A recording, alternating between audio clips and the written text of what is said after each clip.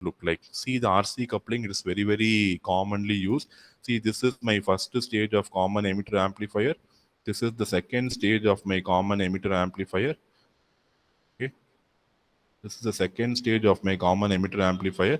And you see, in between I have a capacitance. For this amplifier, RC1, C2 is one RC capacitance. For second amplifier, RB2CC will form the RC network. So between two amplifiers, I am going to use a capacitance as the coupling element. See here, it is the most commonly used method.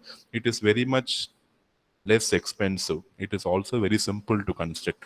So the signal developed across the collector resistance RC is coupled to the next stage using CC. So the CC will pick up the signal from the output of first stage and will inject the signal into the base of the next stage effectively. And you know, amplifiers work with AC. Capacitor is also an AC element, so it will ensure effective coupling between the first stage and next stage. And when you use CC, this transistor is separate, this transistor is separate, isolates both the transistors. So CC is used for two purposes. One, it effectively transfers the AC signal from first amplifier to second amplifier, and CC provides complete isolation of amplifier 1 and amplifier 2. They both are treated like individual independent amplifiers. Okay, so see the first thing. So our first property of CC is to couple the output from first stage to second stage.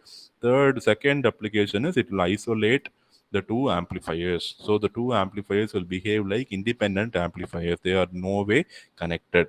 Okay, so such amplifiers are called as RC coupled amplifiers. So I have taken a two-stage example. In a two-stage, between the first and second amplifier, you will have a coupling capacitor CC. So the first amplifier will have RC1 into CC combination. Second amplifier will have CC into RB2 combination. Okay, that way I can effectively couple the signal from one stage to another